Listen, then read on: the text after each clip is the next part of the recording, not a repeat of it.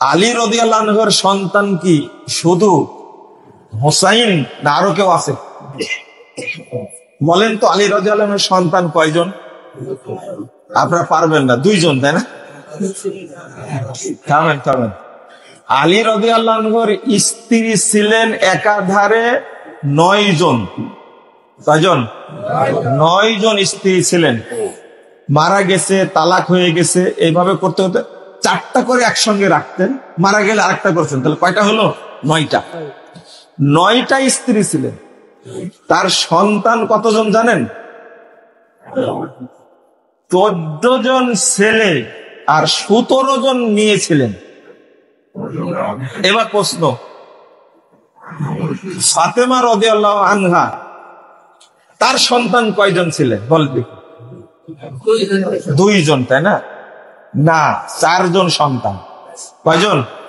4 জন। মনে, হাসান, হোসাইন, জাইনাব মেয়ে আর উম্মে কুলসুম মেয়ে। 2 মেয়ে আর 2 ছেলে। 2 ছেলে বড়, 2 মেয়ে ছোট। এক আশ্চর্যজনক ব্যাপার হলো, এই শিয়ারা শুধু কার নামে মাতম করে? হোসাইন। কেন, কি জন্য করে এটা জানবেন না আপনারা? তাহলে কি, তাহলে 14 আর 17 কত হলো? 31 জন সন্তানের মধ্যে আলী রাদিয়াল্লাহু আনহুর 31 জন সন্তানের মধ্যে তাদের কাছে শুধু সন্তান একজন, 30 জনই কি বাদ। 30 জনই কি বাদ। সেটা কি? শুধু হুসাইন বাদ দেয়া সবগুলো কি বাতিল। এরা সন্তান হিসাবে স্বীকৃতি দেয় না। বলেন নাউযুবিল্লাহ, আস্তাগফিরুল্লাহ। তাহলে 9 জন স্ত্রীর মধ্যে শিয়ারা স্বীকৃতি দেয় কয়জনকে? একজনকে। তিনি কে? ফাতেমা রাদিয়াল্লাহু আনহা। তাও বলে মা ফাতেমা। বাংলাদেশে ঐতিহ্যবাহী পরিবারের মেয়েদের একটা নাম রাখা হয়, বলেন তো কি নাম? না, ঐতিহ্যবাহী পরিবারের যারা ধনাঢ্য এরকম পরিবারের মেয়েকে একটা সুন্দর নামে ডাকা হয়। মুরব্বী যারা আছে তারা বুঝবেন। বলেন তো, আপনাদেরকে জানতে চাই। এটা হলো শহর বানু। নাম আছে? আছে না? সারা বাংলাদেশে আছে। এই নামটা এখন আর রাখে না। শহর বানু নাম প্রত্যেক গ্রামে অনেক থাকে, নাম শহর বানু। এই পারস্যের রাজা সম্রাটের কন্যার নাম হলো শহরবানু। এই শহরবানু আটকা পড়ে যুদ্ধে যখন আটকা পড়ে, তখন এই মেয়েকে বিয়ে করেন, বিয়ে দিয়ে দেন উমর রাদিয়াল্লাহু আনহু। তার সাথে হোসাইন রাদিয়াল্লাহু আনহুর সাথে বিয়ে দিয়ে দেন। আর এই থেকে শিয়ারা বিশ্বাস করে এর থেকেই যে এই শহর বানুর পেট থেকে ইমাম আসবে, আর এই ইমামই আমাদের মুক্তি দান করবে। নাউযুবিল্লাহ, আস্তাগফিরুল্লাহ। এই জন্য হোসাইনকে শুধু তারা ইমাম মানে, আর বাকি 30 জন সন্তানকে তারা মানতে চায় না। এবার বোঝা গেছে এই শহর বানুকে বিয়ে করার কারণে হুসাইনের প্রতি তার কি। আর এই পারস্য সম্রাটের এই মেয়ে শহর বানু ছিল ইহুদি জাত। যেহেতু যুদ্ধে বন্দী হয়েছে, ইসলাম গ্রহণ করে কি করেছে? বিয়ে করেছে। রাসূল সাল্লাল্লাহু আলাইহি ওয়াসাল্লাম বিয়ে করেছিলেন না? কাকে বলেন তো? কাকে বিয়ে করেছিলেন? ভুলে গেছেন নামটা? সাফিয়া, রোম সম্রাটের মেয়ে, যুদ্ধে পরাজয় থেকে বন্দী হলো একজন সাফিয়া না? তারপরে হাহু করেন, একটু কঠিন হয়ে যাচ্ছে বলে নাকি? না, এদের রেকর্ড থেকে যাচ্ছে, শুনবেন পরে। আমি সুযোগ পাইনি বলার, এজন্য আজকে বলে দিলাম। এখান থেকে শুরু হয়েছে। এই জন্য এই ইরানি শিয়ারা শুধু হুসাইনকে নিয়ে পাগল, আলীকে নিয়েও পাগল না, বেশি মাতামাতি করে কাকে নিয়ে? আচ্ছা, হুসাইনই কি শুধু শহীদ হয়েছে, তার বাপকে কি হত্যা করা হয়নি?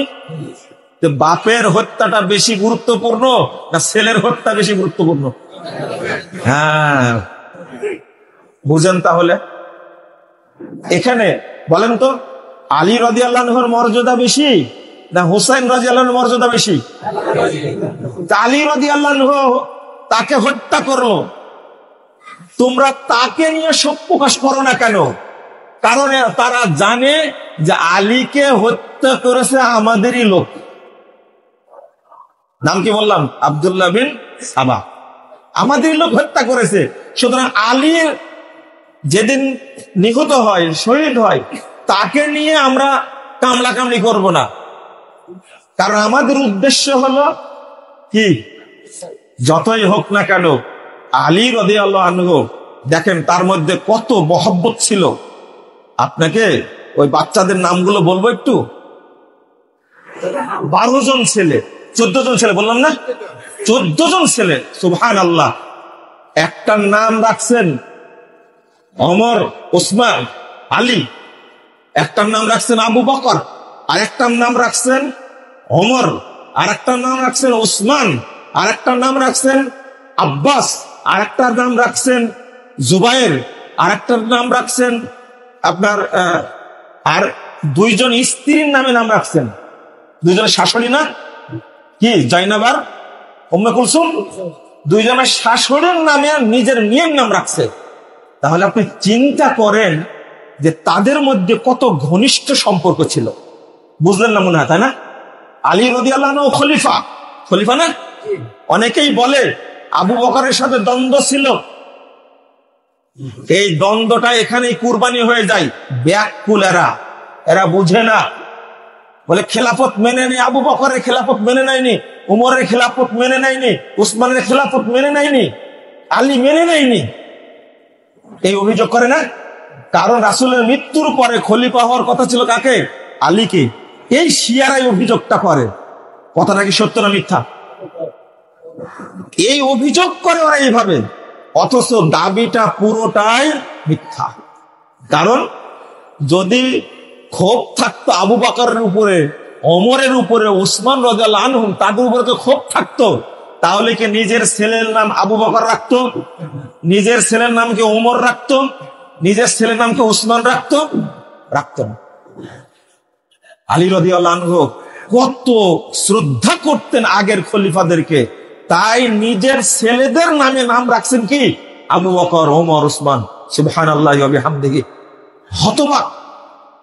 আসল জিনিসটা মানুষ জানে না। কারণ কি জানেন? বাংলাদেশের অধিকাংশ মানুষ মুসলিম না, অধিকাংশ মানুষই শিয়া আকীদা পোষণ করে, শিয়াদের প্রতি ভক্তি রাখে। তার মধ্যে আরেকটা নাম ছিল, কয়টা নাম বললাম না? আলী আকবর, বেশি নাম আছে না? আলী আকবর, আর একটা আলী আসগার, শুনে কেমন? রুকাইয়া, কেমন মনে হচ্ছে আপনাদের কাছে? এই নামগুলো বেশি না? কারণ আমাদের আগের প্রজন্মগুলো ছিল কি?